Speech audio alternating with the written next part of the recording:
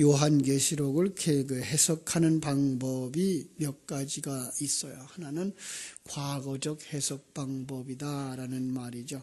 그 과거적 해석 방법은 성경에 기록된 내용을 당시 혹은 과거죠. 우리로 말하면 과거 어떤 시대의 사건과 관계에 있었던 일들, 성경 기록 목적은 당대의 핍박 중인 교회를 위로하고 격려하는 데 썼다라는 거죠. 그래서 성경 속에 나오는 비밀들, 성경 속에 나오는 어떤 암호 같은 것들은 당시 사람들이 얼른 알아들었을 거다라는 생각을 가지고 이제 성경을 해석하는 거예요. 그래서 이 요한계시록도 바로 그렇게 쓰여졌을 거다라는 얘기를 하는 거죠.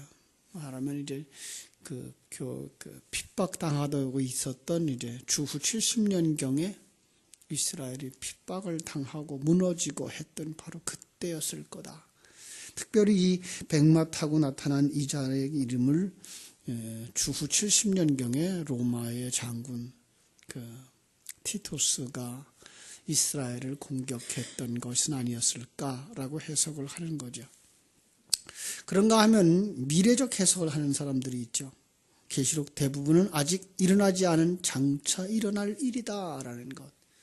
특별히 그 역사를 7구분해서 등분해가지고 7세대 이렇게 해서 세대주의자들의 해석이 바로 이 요한계시록은 아직 일어나지 않은 일, 장차 일어날, 그러면은 이 백마 타고 오시는 이분도 이 미래에 오실 예수 그리스도. 그래서 요 부분만 보면은 역사적 해석 방법과 차이가 없는 것처럼 보여요.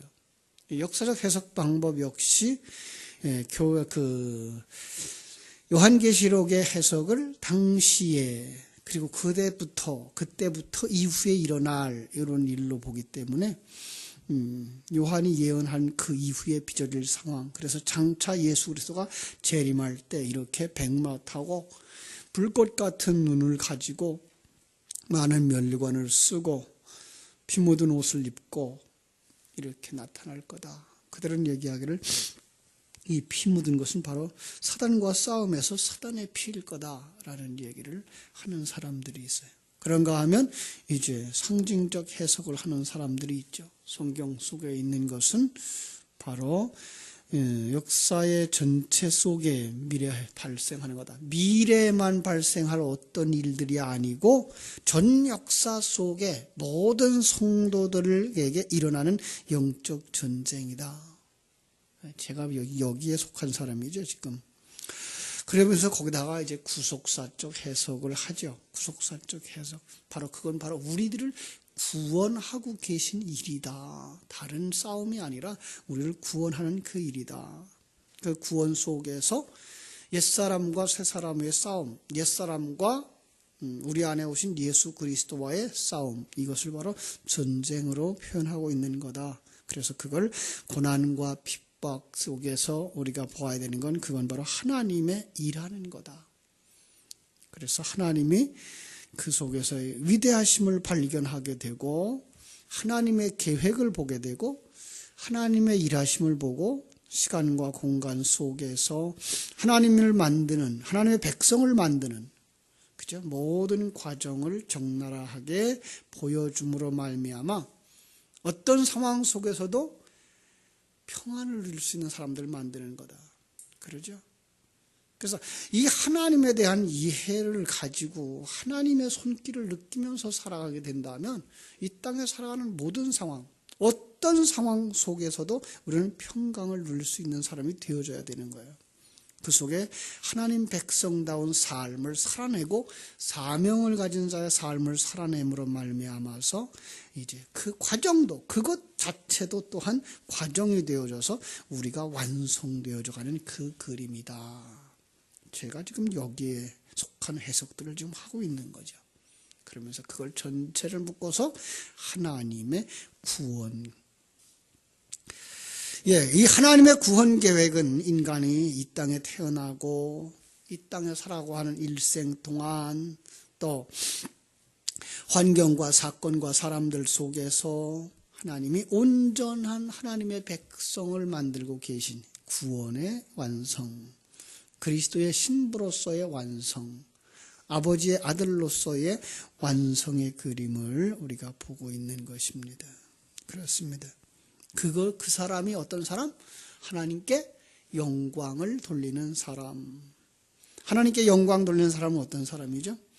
내가 있으나 내가 없는 사람. 내 안에 누구만 계셔요? 하나님만 계시는 사람. 그죠? 예수 그리스도의 재림의 사건도 역시 마찬가지죠. 이제 영의 영역에 들어가신 그분은 이 땅에 오심이 다시는 눈으로 보는 그런 모습으로 나타나지 않는 거죠. 그런데 그 다시 오심을 보는 사람들이 있는 거죠. 그게 누구죠?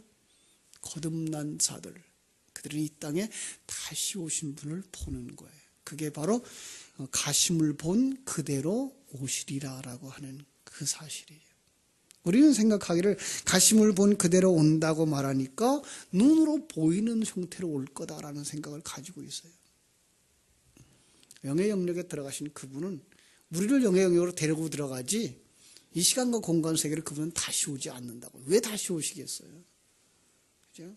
그런데 우리는 지금까지 보이는 그 형체로 오실 거다라는 생각을 그냥 문자적으로 해석해서 그대로 믿고 있는 거죠. 그렇습니다. 여기에 신부라고 하는 것도 역시 마찬가지예요. 우리 신령한 눈이 열려진 사람만 성도가 신부구나, 신부가 의의 옷을 입었구나를 보는 것이지, 사실 여러분과 내가 그런 옷을 입고 있지 않잖아요 지금. 그죠? 상당히 많은 것들이 다 문자적으로 해석되고 있는 거죠. 신부가 의의 옷, 그의 의에 의한 행실, 그 의만 드러나는 투명한 그릇으로 완성된 자, 완성됐어요. 그죠? 그러자 이제 그게 누가 나타나요? 거기에 이제 백마 타고 신랑이 나타나는 거죠. 어떻게 그렇게 완성되었는지 보여줄게. 그러고 그 일의 주도자였던 신랑 예수 그리스도가 나타나는 거예요. 그래서 예수 그리스도의 존재와 그 일하심을 지금 보여주고 있는 게 11절에서부터 21절까지 나머지 19장의 마지막 부분에 관한 이야기입니다. 그래서 오늘부터 그 부분을 이제 하나하나 살펴볼 텐데, 오늘은 조금 개요적인 것 이렇게 살펴보려고 그래요. 자세하게 다 파헤쳐 본다 그러면 이 그리스도에 관한 거니까 우리는 뭐예요? 우리 신학을 공부했던 분들은 기독론이로구나 그래. 기독론이라고 하는 이렇게 두꺼운 한 권의 책을 다 써도 못 다 쓸 수밖에 없어요. 왜요? 여기에 그런 이름이 있죠. 자기밖에 아는 자가 없는, 그죠? 자기밖에. 그러니까 하나님밖에 모르는 이걸 우리가 어떻게 다 써낼 수 있겠어요? 다 써낼 수가 없어요.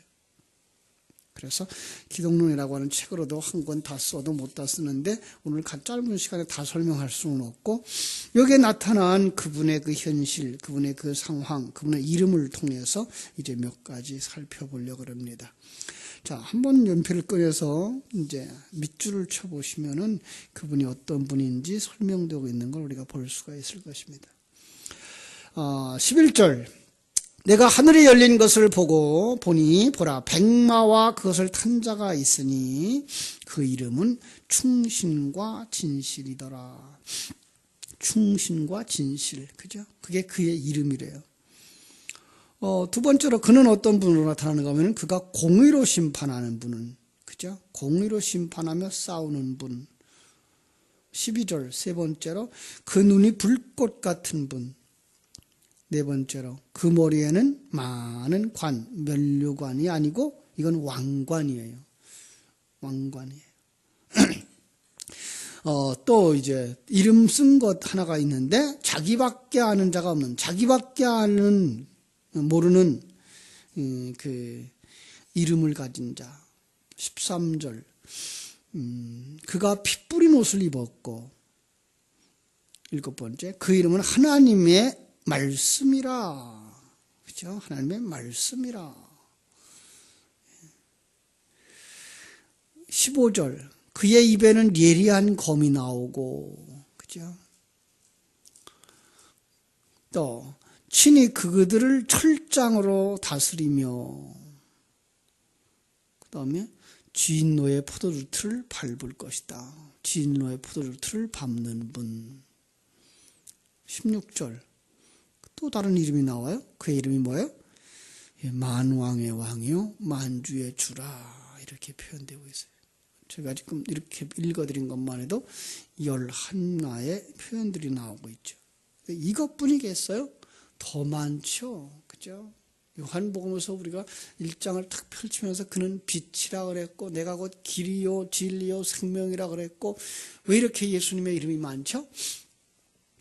히브리인들의 그 개념 속에서 그 이름이란 단순히 호칭이 아니고 그 사람의 존재, 그 사람의 내용이에요. 그래서 성경 속에는 이름들마다 그 뜻을 가지고 있는 거죠. 아브라함 그러면 열국의 아버지 이런 뜻. 또 야곱, 요셉, 모세 모두 다 그 이름에 맞는 삶을 살아요. 그죠? 그런가 하면 구원받기 전의 이름과 구원받은 후의 이름이 바뀌어지죠. 그렇죠. 그 사람의 내용이 달라졌으니까 바뀌어질 수밖에 없는 거죠. 바로 그런 면에서 아브라함 그러면 높임받은 아버지, 쓸모없는 아버지, 이게 아브라함이었어요. 그가 누가 되죠? 아브라함이 되죠. 그 아브라함은 열국의 아버지라는 말도 있지만 계약과 믿음의 아버지, 선택된 아버지, 이런 뜻이에요. 야곱, 발굽을 잡은 자. 남의 발굽을 잡으면 어떻게 되죠? 넘어지죠. 남을 넘어뜨리는 자. 근데 그가 나중에 어떤 사람이 돼요? 승리자가 돼요. 승리자. 그죠? 그래서 이스라엘이 되죠. 하나님과 씨름해서 이긴 자라는 그런 의미의 이긴 자의 뜻이에요. 그래서 성경 속에 하나님의 이름도 하나가 아니고 여럿으로 나타나요. 아주 많은 이름들 다 설명할 수 없을 뿐. 왜요? 그 하나의 단어 가지고는 설명을 할 수가 없어요. 그래서 이렇게 저렇게 부분마다 이제 다른 이름으로 묘사하고 있는 것. 예수님도 그렇게 묘사되고 있는 거예요. 오늘은 그분의 이름 둘만 설명하려고 그래요.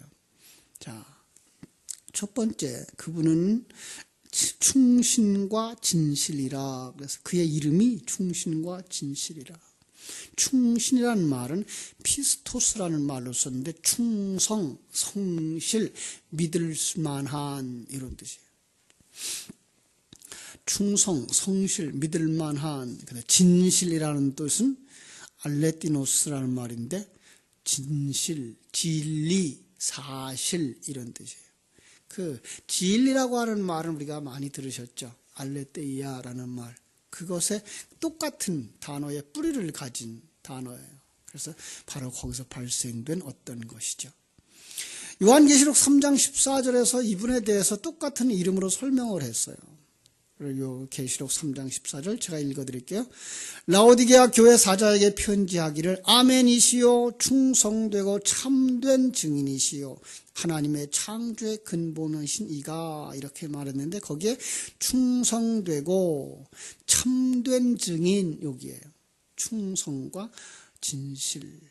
그래서 충신과 진실이라는 말을 거기서는 충성과 참된 이런 표현을 했던 거죠. 이런 말을 들으면 이 요한계시록을 받았던 그 유대인들, 그 당시에 예수 믿는 사람들은 얼른 알아들었던 게 있어요. 그게 뭔가 하면 구약 속에 얘기했던 그분을 얘기하는 거구나 라는 뜻이에요. 우리 한번 이사야서 65장으로 한번 가보겠습니다. 이사야서 65장 11절. 65장 그러면 제가 그런 얘기를 했어요. 이사야서는 몇 권으로 되어 있다, 몇 장으로 되어 있다고요? 66장으로. 그래서 한 권 한 권 성경과 같은 의미를 가지고 구약의 39권, 신약의 27권을 이렇게 분할해 놓은 것과 같다. 그래서 그러면 이제 그 65장쯤 되면 신약 성경에도 끄트머리쯤 되겠죠. 그러면 이제 끄트머리쯤 이제 그들이 어떻게 심판을 받으며 그들이 어떻게 완성될 것인가의 이야기를 하는데 이제 65장 11절부터 보면 이런 말이 있죠. 오직 나 여호와를 버리며 나의 성산을 잊고 가색에 상을 베풀며 무니에게 섞은 술을 가득히 붓는 너희여. 그래서 이제 타락한 자들을 얘기하는 거죠. 내가 너희를 칼에 붙일 것인즉 다 구부리고 죽임을 당하리니 이는 내가 불러도 너희가 대답하여지 아니하며 내가 말하여도 듣지 아니하고 나의 눈에 악을 행하였으며 내가 즐겨하지 아니하는 일을 택하였음이니라. 이게 타락하고 죄를 짓고 심판을 받을 수밖에 없는 그런 조건들을 이야기하고 있는 거예요. 16절 볼게요. 이러므로 땅에서 자기를 위하여 복을 구하는 자는 진리의 하나님을 향하여 복을 구할 것이요 땅에서 맹세하는 자는 진리의 하나님으로 맹세하리니 이는 이전 환난을 잊어졌고 내 눈앞에 숨겨졌습니다. 여기에 말하는 진리의 하나님, 그 난하주에 아멘이라는 말을 썼어요. 그죠? 아멘의 하나님. 그것은 이제 난하주에 보면 고린도후서 1장 20절이나 또 요한계시록 3장 14절에서 말했던 바로 그 진리의 진실의 하나님 이런 뜻이다. 그러니까 아멘 엘로힘 이렇게 되어 있어요. 이름이. 그걸 갖다 이제 진리라고 썼던 거죠. 아, 그분 이렇게 알아들을 수 있었다는 얘기죠. 그죠? 그분이 오늘 본문의 말씀에 보니까 또 뭐 해요? 어떤 일을 해요? 공의로 심판하며 싸우더라. 그분은 공의로 심판하며 싸우시는 분. 그죠? 그 공의가 뭐고 심판이 뭔지 이야기하기 전에 먼저 생각할 거. 싸움의 대상이 누굴까를 한번 생각해 봐야 되겠죠? 자, 예수 그리스도가 오셔서 싸움의 대상 누굴까요? 누굴까요? 우리는 보통 그렇게만 생각해. 마귀하고 싸우겠지. 이렇게 생각해. 그죠? 그런데 우리 한번 다시 이제 요한계시록에 와서 요한계시록 20장을 보세요. 20장 7절부터 10절까지 볼게요. 천년이 참에 사단이 그 옥에서 놓여 나와서 땅의 사방 백성 곧 곡과 마곡을 미혹하여 모아 싸움을 붙이리니 그 수가 바다의 모래 같으리라. 그들이 지면에 널리 퍼져 성도들의 진과 사랑하시는 성을 두름에 하늘에서 불이 내려와 그들을 태워버리고 또 그들을 미혹하는 마귀가 불과 유황못에 던져지니 거기는 그 짐승과 거짓 선지자도 있어 세세토록 밤낮 괴로움을 받으리라. 자, 이게 이제 마지막 이게 종말의 깨끗한 그림인데 어떻게 그들을 지옥에 쳐넣을까요? 말씀 한마디면 지옥에 들어가요. 네. 그러니까 그들과 하나님은 그렇게 계속 싸울 이유가 없어요. 우리는 오해하고 있는 것들이 있는 거죠. 그들은 하나님이 어떻게 할 수도 없는 큰 그런 세력이라고 생각을 하고 있는 거예요. 아니에요. 그들은 그냥 하나님이 지옥 가라, 넌 저리 가라. 그러면 그냥 쓰레기통으로 들어가는 자들. 그들은 왜 존재한다고요? 하나님의 백성들을 완성시키는 데 필요한 도구로 쓰이고 있는 거예요. 이런 예를 하나 들어볼게요. 이제 큰 나무들이 많은데 그걸 나무를 장작으로 불뗄감으로 쓰려고 그러면 어떻게 잘라면 돼요? 요즘은 기계톱들 좋은 거 있죠. 그죠? 기계톱 같은 걸 뚝뚝 자르고 그 다음에 도끼로 퍽퍽 쪼개서 쌓았다가 갖다가 넣으면 돼요. 그런데 그 나무 토막을 가지고 작품을 만든다. 조각품을 만든다. 그러면은 그렇게 함부로 잘라내지는 않겠죠. 바로 그 모습인 거예요.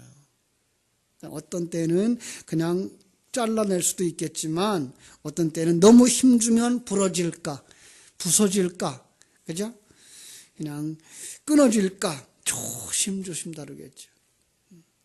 특별히 여러분 머리카락을 하나를 조각한다고 생각해 보세요. 얼마나 정성을 다해야 되겠어요. 바로 그런 부분에 있어서 하나님은 우리를 만드는데 아주 성성을 기울이고 있는 거죠. 그것이 바로 예수 그리스도가 그 공의와 심판으로 싸우는 장면인 거예요. 그런데 왜 싸움이 되는가 하면 우리 속에서 떨어져 나가야 될 그 흠과 티가 그냥 죽어있는 나무 토막이나 돌 조각이 아니라 이게 생명을 가진 자라고요. 안 나가려고 그러는 거죠. 안 떠나려고 그러는 거예요. 그러니까 싸울 수밖에 없는 거죠.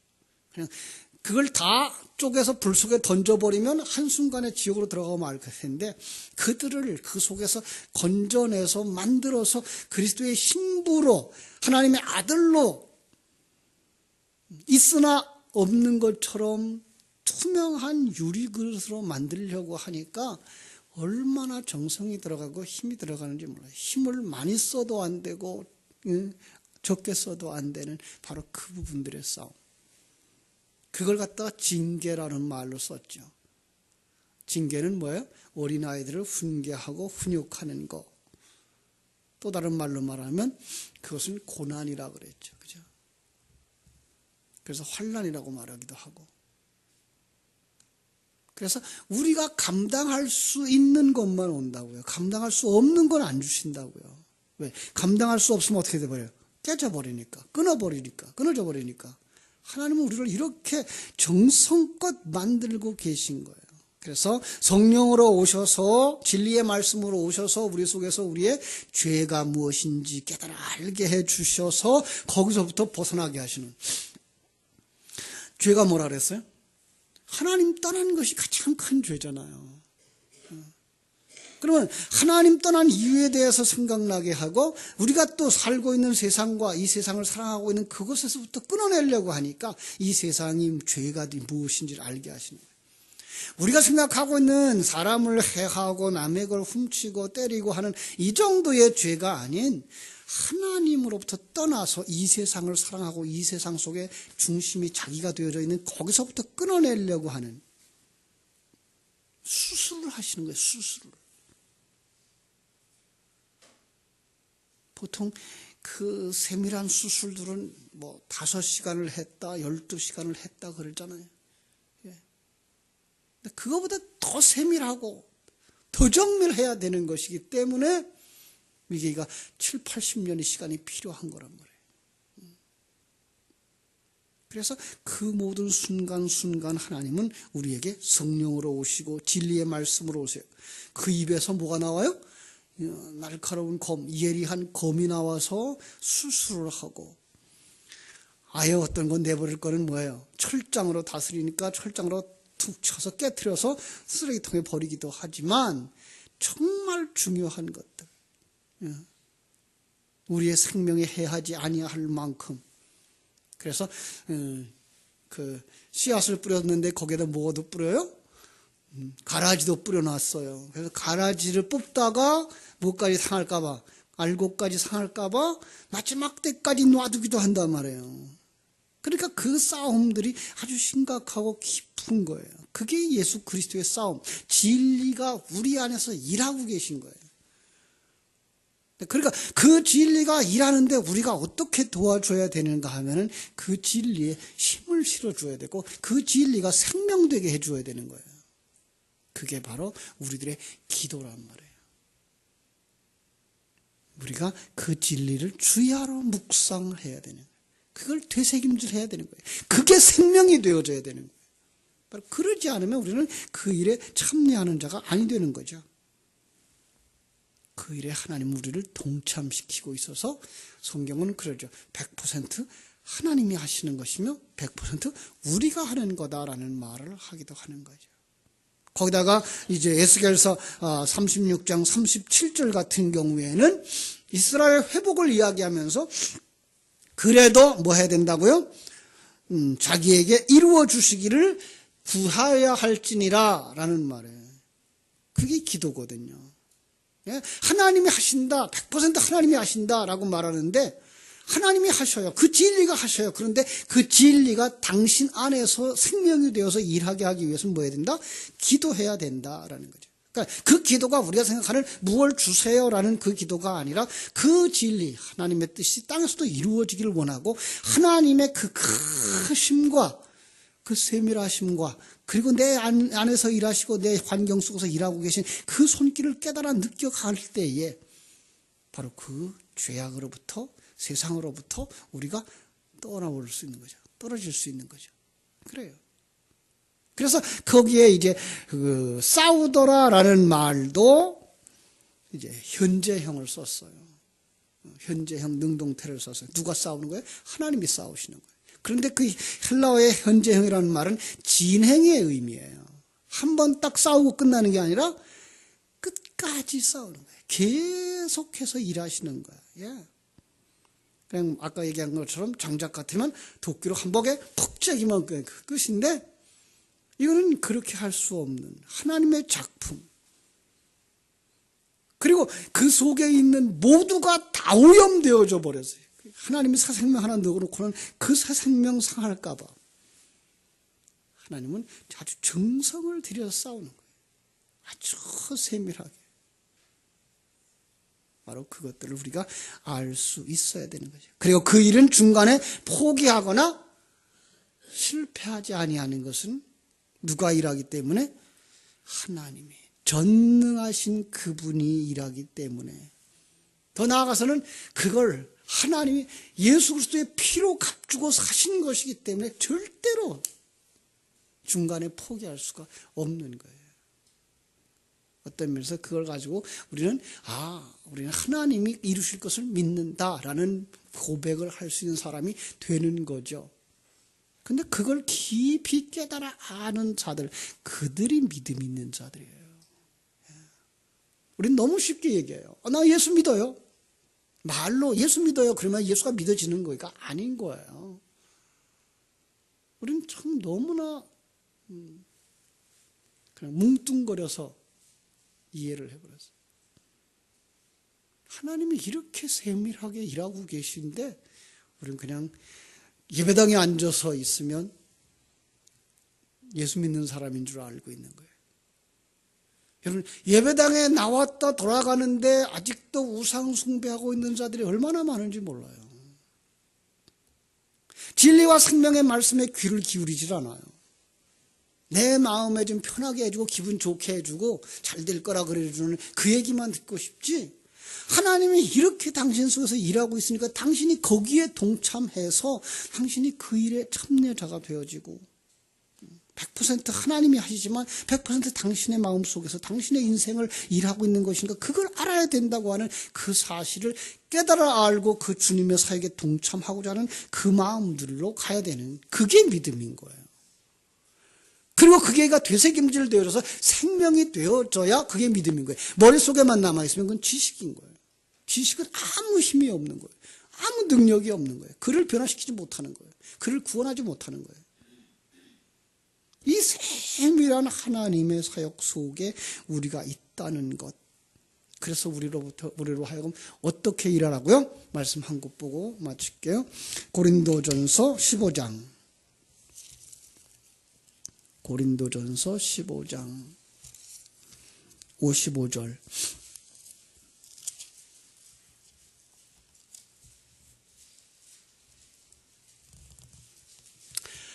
(55절부터) (58절까지) 보겠습니다.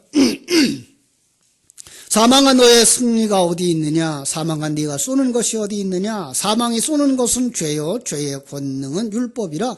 우리 주 예수 그리스도로 말미암아 우리에게 승리를 주시는 하나님께 감사하노니, 그러므로 내 사랑하는 형제들아, 견실하며 흔들리지 말며 견고하여 흔들리지 말고 항상 주의 일에 더욱 힘쓰는 자들이 되라. 이는 너희 수고가 주 안에서 헛되지 않은 줄을 알미니라. 예. 이건 우리 보고 하라는 얘기예요. 그러니까 100% 하나님이 하시지만 100% 당신 안에서 이루어질 일, 그래서 당신이 거기에 참여자가 되어져야 된다라고 말씀하는 거예요. 어떻게 해요? 진리를 묵상함으로. 진리를 묵상해야 그 진리가 생명이 되어지고, 그 진리를 묵상해서 그게가 견고해져야 돼요. 흔들림이 없는 자리까지 가셔야 돼요. 하나님은 그렇게 크신 분, 절대로 실패하지 않는 분. 내 인생을 그분께 맡겨도 그분이 주장하고 가시는 것을 깨달아 알기 때문에 그분께 맡길 수 있는 자. 여러분, 사람들이 얼마나 용감한지 아세요? 저는 자동차를 운전하면서 뭘 믿고 이렇게 세게 빨리 달릴까? 많은 작은 구리관, 그 속에 오일 몇 방울, 그거 믿고 달려요. 이제 어제도 우리 처제가 이제 수술을 했습니다만은, 그 수술실에 어떻게 들어갑니까? 그들을 칼 속에다 어떻게 생명을 맡깁니까? 그것도 믿고 맡겨요. 그런데 하나님에게 자기 생명을 맡기는 건 못해요. 이게 인간이에요. 아니, 하물며 인간에게, 아니 기계에게 너 자기 생명을 맡기고서 달리기도 하고 하늘을 나르기도 하고 생명을 맡기고 병원에 가서 수술도 하면서 하나님에겐 자기를 안 맡겨요. 왜? 하나님 보이지 아니하니까. 이게 불신인 거죠. 그래서 성경은 계속해서 주의 종들을 통해서 계속 얘기하는 거예요. 하나님이 얼마나 크신 분이고 얼마나 세밀하신 분이고 얼마나 능력 있는 분인지를 가르쳐 주어서 여러분들의 온 인생을 그분께 딱 맡기고 그 안에서 자유하실 수 있도록. 그러면 그 속에서 하나님이 일하신다고. 진리가 일하신다고. 두 번째는 그 진리가 일하시도록 뭐 해야 된다고요? 진리의 말씀을 주야로 묵상해야 돼요. 그게 기도라니까요. 여러분, 쉬지 않고 기도해야 되는 이유가 바로 거기에 있는 거예요.